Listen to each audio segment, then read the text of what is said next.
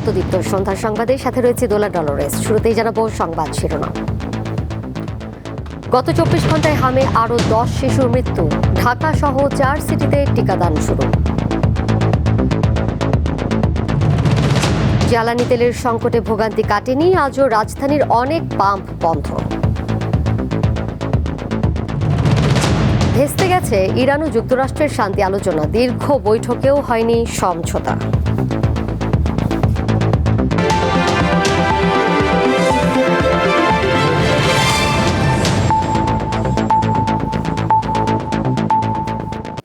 ঢাকা উত্তর ও দক্ষিণ সিটি এবং ময়মনসিংহ ও বরিশাল সিটিতে আজ শুরু হয়েছে হামের টিকাদান কর্মসূচি। রাজধানীতে কর্মসূচির উদ্বোধন করে স্বাস্থ্য ও পরিবার কল্যাণমন্ত্রী সরদার মোহাম্মদ সাখাওয়াত হোসেন জানিয়েছেন, দেশের হাম পরিস্থিতি নিয়ন্ত্রণের দিকে যাচ্ছে, কমছে সংক্রমণের প্রবণতা।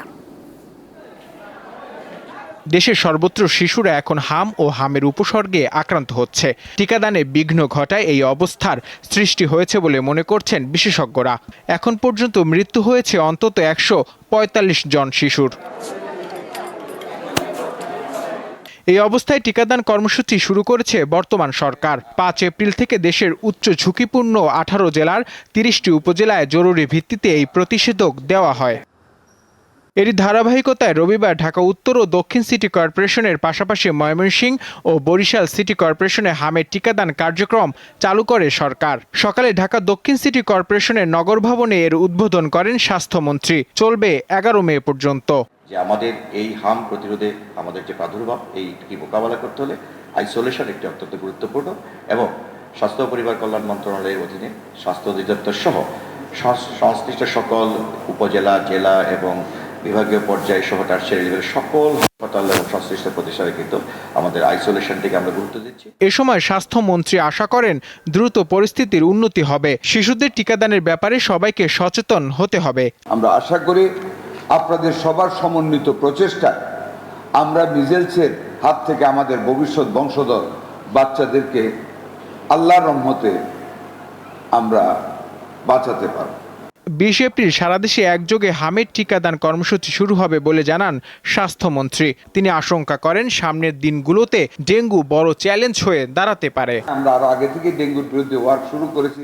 নূর আলম, দীপ্ত সংবাদ, ঢাকা। এদিকে হাম ও হামের উপসর্গ নিয়ে গত 24 ঘন্টায় দেশে আরও 10 শিশুর মৃত্যু হয়েছে। এর মধ্যে 4টি শিশুর হামে মৃত্যুর বিষয়টি নিশ্চিত করেছে স্বাস্থ্য অধিদপ্তর। বাকি 6টি শিশু মারা গেছে হামের উপসর্গ নিয়ে।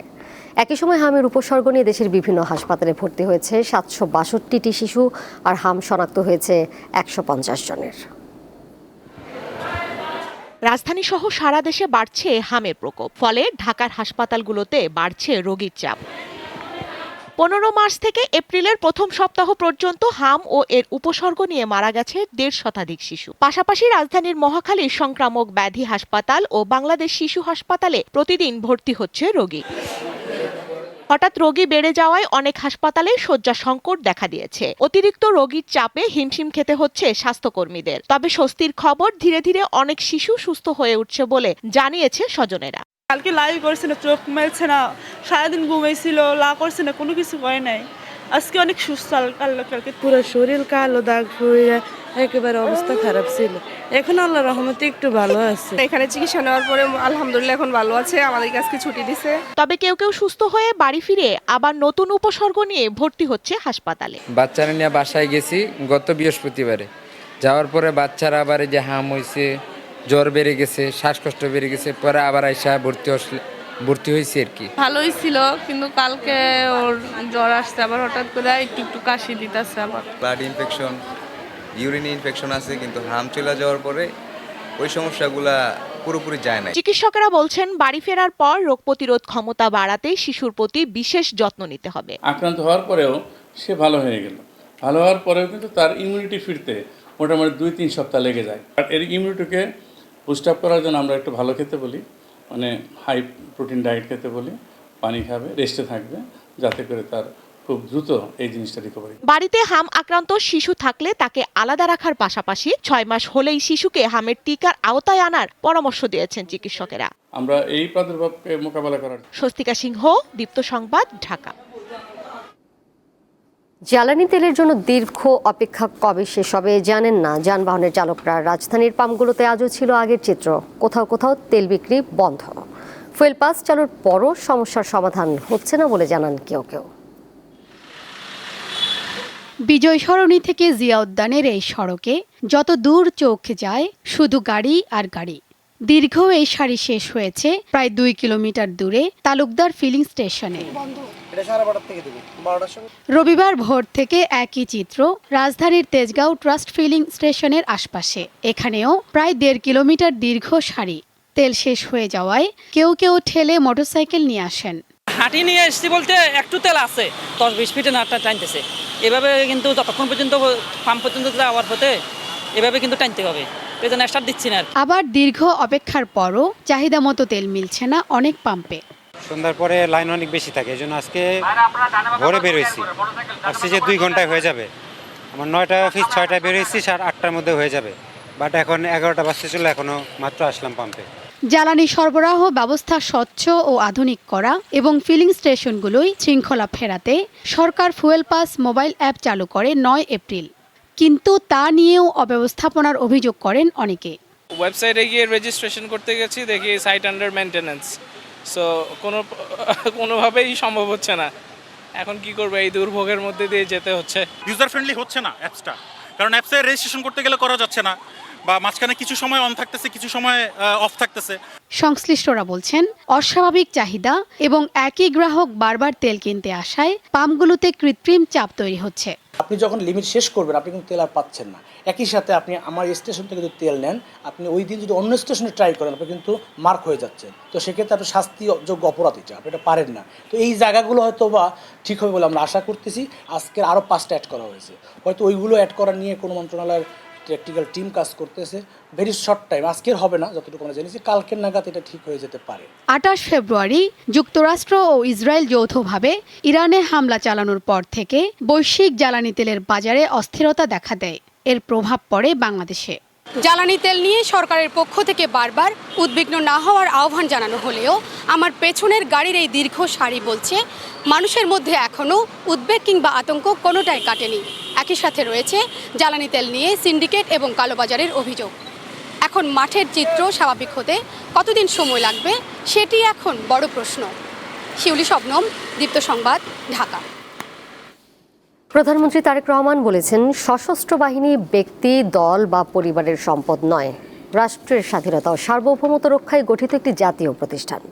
সকালে ঢাকা সেনানিবাসে সশস্ত্র বাহিনীর দরবারে প্রধানমন্ত্রী আরও বলেন, সেনাবাহিনীর মূল দায়িত্ব দেশের নিরাপত্তা ও সার্বভৌমত্ব রক্ষা করা। এই দায়িত্ব পালনে কোনো ধরনের রাজনৈতিক প্রভাব বা বিভাজন গ্রহণযোগ্য নয়। তারেক রহমান বলেন, অতীতে নানা ঘটনা ও কর্মকাণ্ডে সেনাবাহিনীকে দুর্বল ও বিতর্কিত করার চেষ্টা করা হয়েছে। পিলখানা হত্যাকাণ্ড প্রসঙ্গে তিনি বলেন, ওই ঘটনার মাধ্যমে সেনাবাহিনীকে ক্ষতিগ্রস্ত করা হয়েছিল এবং পরবর্তী সময়েও বিভিন্ন কর্মকাণ্ডের কারণে এই বাহিনীকে বিতর্কিত করার চেষ্টা দেখা গেছে।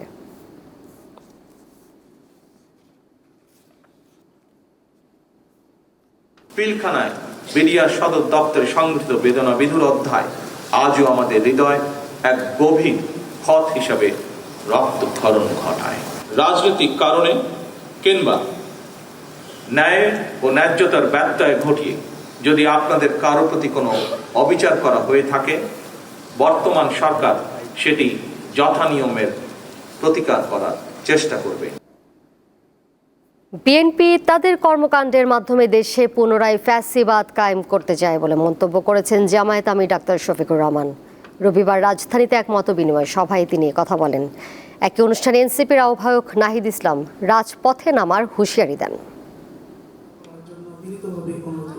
রাজধানীর ইনস্টিটিউশন অব ডিপ্লোমা ইঞ্জিনিয়ার্সে রবিবার জুলাই শহীদ পরিবার ও জুলাই যোদ্ধাদের সাথে মতবিনিময় করে 11 দলীয় ঐক্য। এ সময় দ্রুত জুলাই সনদ বাস্তবায়নের জন্য সরকারের প্রতি আহ্বান জানান ভুক্তভোগীরা। জুলাই সনদটা বাস্তবায়ন না হয় তাহলে আমার মনে হয় যে আমাদের সকল শহীদ পরিবারের সাথে বেমানি করা হবে, শহীদের রক্তের সাথে বেমানি করা হবে, আহতদের সাথে বেমানি করা হবে, সারা বাংলাদেশের সাথে বেমানি করা হবে। মাজলুম দল হওয়ার সত্ত্বেও বিএনপি ক্ষমতায় যাওয়ার পর শহীদের আকাঙ্ক্ষাকে ভুলে গিয়ে গণরায়ের বিপক্ষে অবস্থান করবে এমন প্রত্যাশা আমাদের ছিল না। হুঁশিয়ার করে বলতে চাই যে আমরা কিন্তু শহীদ পরিবার এবং জুলাই যোদ্ধা, আমরা কিন্তু এই দিনগুলো আমরা মেনে নিতে পারবো না। বিএনপি রাজনৈতিক স্বার্থে জুলাই যোদ্ধাদের ব্যবহার করছে বলে অভিযোগ করেন এনসিপির আহ্বায়ক। জুলাই যোদ্ধাদের নাম ব্যবহার করে বর্তমান সরকার তার নানা কাজের বৈধতা দেওয়ার চেষ্টা করছে। কখনো তারা ৭১-এর নাম ব্যবহার করছে, কখনো তারা জুলাই যোদ্ধাদের নাম ব্যবহার করছে। তারা আসলে কোনোটাকেই ধারণ করে না। তারা সকল আন্দোলনের সুবিধাভোগী ছিল, সকল আন্দোলনের সুবিধা নিয়েছে, কিন্তু কোনো আন্দোলন, কোনো গণ আন্দোলনের তারা প্রতিশ্রুতি কখনোই রক্ষা করে নাই। জামাতে ইসলামের আমির বলেন, আওয়ামী বাকশালী কায়দায় একদলীয় শাসন দেশের মানুষের ঘাড়ে চাপিয়ে দিতে চায় বিএনপি। বিএনপি জাতির সাথে প্রতারণা, ধোঁকা এবং গাদ্দারি করে তাদের যাত্রা শুরু করেছে। এবার তারা সংবিধান সংস্কার পরিষদের সদস্য হিসাবে তারা শপথ নেয়নি। তারা তখন বলেছে গণভোট হারাম। অন্তর্বর্তী সরকার এসে যেগুলা সংশোধনের জন্য তারা প্রজ্ঞাপন জারি করলো, অধ্যাদেশ দিয়ে, সেই জায়গাগুলোই বিএনপি এখন রেখে দিতে চায়।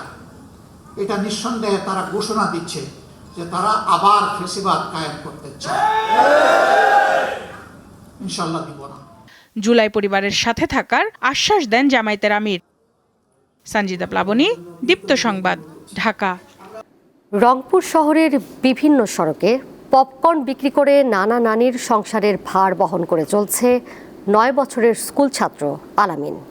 দিনে পড়াশোনা আর সন্ধ্যা থেকে রাত পর্যন্ত শহরের ব্যস্ত এলাকায় পপকর্ন বিক্রি করে সে। অদম্য ইচ্ছা শক্তি নিয়ে পড়াশোনা চালিয়ে যাওয়ার পাশাপাশি জীবনে বড় কিছু হতে চায় আলামিন। শিকল বেরি দিলাম আমি সোনা পাখির পায়, পাখি উইরা যাইতে চায়, মন ভোলা পাখি রে আমার, মন ভোলা পাখি পাখি। রাতে পপকর্ন বিক্রি করে আলামিন আর দিনের বেলা পড়াশোনা করে।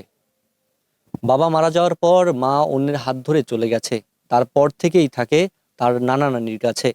একদিন পপকর্ন বিক্রি না করলে আলামিনের সংসার থেমে যাবে। একটু আলামিনের মুখ থেকেই তার গল্পটা শুনতে চাই। আলামিন, আমি সকালে স্কুল যাই, রাত থেকে আমি ব্যবসা করি।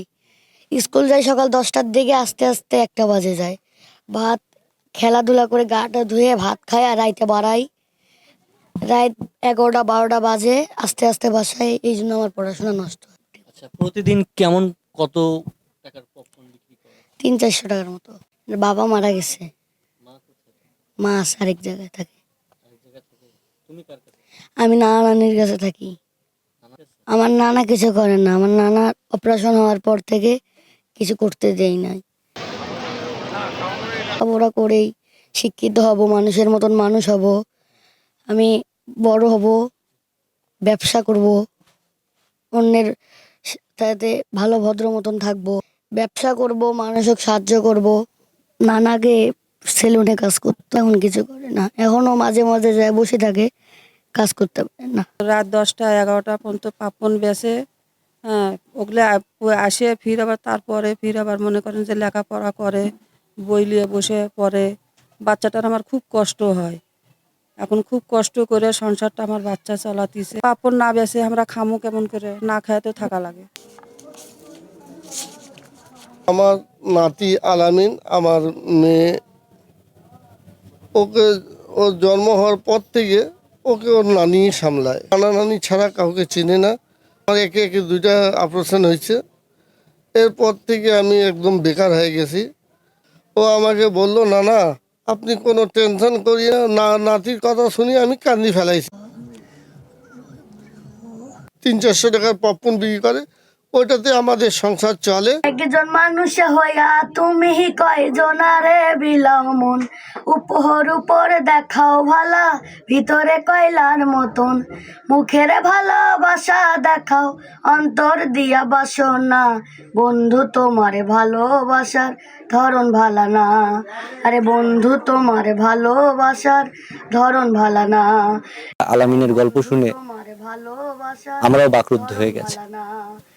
আলামিন চায় তার পড়াশোনার ভার কেউ নেক, সে ব্যবসা করবে, সেই ব্যবসার যদি কেউ সাহায্য করে তাহলে হয়তো সে ঘুরে দাঁড়াতে পারবে, মানুষের মতো মানুষ হতে পারবে। দেখাও অন্তর দিয়া বাসনা।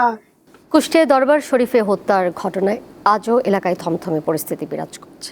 এই ঘটনায় এখনও কোনো মামলা হয়নি। পরিস্থিতি শান্ত রাখতে মোতায়েন করা হয়েছে আইন শৃঙ্খলা বাহিনী। এর মধ্যে ঘটনাস্থল পরিদর্শন করেছেন আইন শৃঙ্খলা বাহিনীর সদস্যরা। এর আগে গতকাল দুপুরে দৌলতপুরে একটি দরবার শরীফে হামলা, ভাঙচুর ও অগ্নিসংযোগের ঘটনা ঘটে। এক পর্যায়ে বিক্ষুব্ধ জনতা দরবারে হামলা চালিয়ে ভাঙচুর ও অগ্নিসংযোগ করে। এতে ঘটনাস্থলেই দরবার প্রধান শামীম সহ কয়েকজন আহত হন। তাদের উদ্ধার করে দৌলতপুর উপজেলা স্বাস্থ্য কমপ্লেক্সে নেওয়া হলে চিকিৎসকরা শামীমকে মৃত ঘোষণা করেন।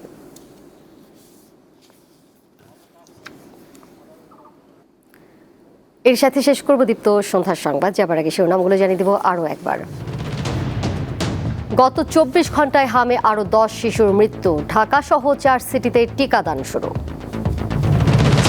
জ্বালানি তেলের সংকটে ভোগান্তি কাটেনি, আজও রাজধানীর অনেক পাম্প বন্ধ।